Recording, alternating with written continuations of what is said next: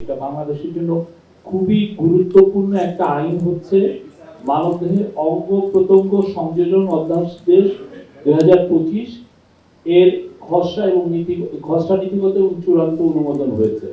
এটা আজকে ক্যাবিনেটে এটা বিস্তারিত আলাপ হয় এবং এর ফলে যেটা হয়েছে যে আপনারা জানেন যে অনেকের কিডনি ড্যামেজ হয়, অনেকের চোখে দেখতে পান না, কর্নিয়া সংযোজন হলে তার চোখের চোখে মানে অন্ধত্ব দূরীকরণ করা যায়, অনেকগুলো বিষয় আছে। তো এই বিষয়গুলো বাংলাদেশের যে লটা ছিল সেই লটাকে আসলে অনেকদিন ধরে আপডেটেড হয়নি।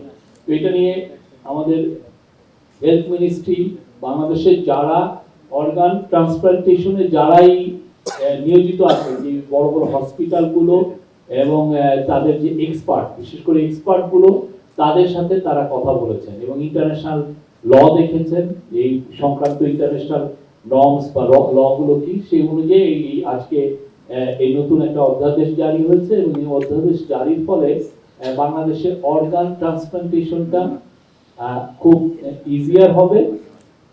হ্যাঁ, এবং কিছু কিছু ক্ষেত্রে আগে যেমন দেখা যেত যে মানে ট্রান্সপ্লান্ট করার জন্য শুধুমাত্র খুবই কাছে, যে আপনি আপনার ভাই বোন বা বাবা মার থেকে নিতে পারতেন, এখন একটু এটাকে একটু এক্সপান্ড করা হয়েছে।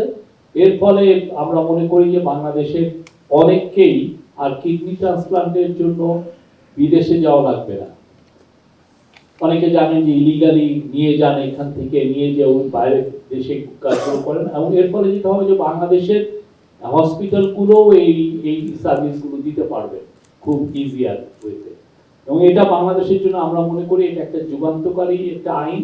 এবং আরেকটা হচ্ছে যে অনেকে তার দেহ দান করে যেতে চান। দেহ দান করলে কাদাভার এটাকে এই লাশ থেকে যে অর্গানগুলো কিভাবে হারভেস্টিং করা হবে বা এটা কতটা লফুল কিভাবে করা যাবে, সেই বিষয়গুলো এই লতে আছে। এই লটা আপনারা এই হেলথ মিনিস্ট্রির সাথে কথা বলবেন, তারা আপনাদেরকে ল কপিটা দিবে এবং আপনারা দেখবেন যে এটা খুবই ইম্পর্টেন্ট এবং আমরা মনে করি এটা একটা যুগান্তকারী ল। এক্সিস্টিং যে সিস্টেম, সেই সিস্টেম অনুযায়ী বাংলাদেশের নাগরিকদের যে সমস্ত ব্যক্তিরা ভোটার হওয়ার উপযোগী হন, অর্থাৎ যাদের বয়স 18 হয়, তারা শুধুমাত্র ওই বছরের ডিসেম্বরের মধ্যে যাদের বয়স 18 হয়, সেই বছরের জানুয়ারিতে এসে যে হালনাগাদটা হয়, সেই হালনাগাদ তালিকায় উনি আসেন। প্রতি বছর জানুয়ারির 2 তারিখে এই খসড়া তালিকা ইলেকশন কমিশন প্রকাশ করে এবং মার্চ মাসের 2 তারিখে চূড়ান্ত তালিকা প্রকাশ করে। তাহলে দেখা যায় যেটা, যে পরবর্তী যে নির্বাচনটি অনুষ্ঠিত হয়, সেই নির্বাচন অনুষ্ঠিত হওয়ার আগে যে সমস্ত নাগরিকরা 18 বছর বয়সে পৌঁছান, অর্থাৎ ভোটার হওয়ার জন্য এলিজেবল হন, তারা ওই ভোটে ভোটাধিকার প্রয়োগ করার সুযোগ পান না, তারা এই তালিকা থেকে বাদ পড়ে যান। তাদেরকে পরবর্তী নির্বাচনের জন্য আবার অপেক্ষা করতে হয়। এই বাস্তবতায় নির্বাচন কমিশন মনে করে যে ভোটের শিডিউল ঘোষণার আগেই যেহেতু একটি চূড়ান্ত ভোটার তালিকা প্রস্তুত রাখতে হয়, সেক্ষেত্রে শিডিউল ঘোষণার আগে যৌক্তিক সময়ের মধ্যে এই যারা ভোটার হওয়ার উপযোগী হন তাদেরকে ভোটার তালিকায় নিয়ে আসা।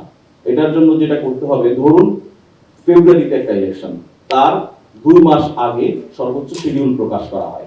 সেই ফেব্রুয়ারি ইলেকশনের 2 মাস আগে বললে আমরা সর্বোচ্চ নভেম্বর, তার মানে নভেম্বর পর্যন্ত মানুষগুলি যারা ভোটার হওয়ার উপযোগী হন তারা ভোটাধিকার দেওয়ার সুযোগ পান না, বরঞ্চ তার আগের জানুয়ারিতে, অর্থাৎ তার আগের বছরের ডিসেম্বর পর্যন্ত যারা 18 বছর হয়েছে শুধুমাত্র তারাই পান। আজকে যেই আইনটি অধ্যাদেশটি অনুমোদন হলো, এর ফলে অন্তত ডিসেম্বরে যদি ভোট হয়, অর্থাৎ যখন নির্বাচনের শিডিউল ঘোষণা হবে, তার অন্তত 1 মাস আগ পর্যন্ত যে সমস্ত ব্যক্তিরা 18 বছর বয়স হবেন, ভোটার হওয়ার জন্য এলিজেবল হবেন, তারা ভোটার তালিকায় অন্তর্ভুক্ত হওয়ার সুযোগ পাবেন। এছাড়া বিনিয়োগ বোর্ডের একটা ক্ষুদ্র একটা চেঞ্জ ছিল এটা সংক্রান্ত লয়ে। এটার ফলে যেটা হবে যে বিনিয়োগ বোর্ডের বাইরে থেকেও কিছু এডিশনাল কিছু রিক্রুটমেন্ট করা যাবে।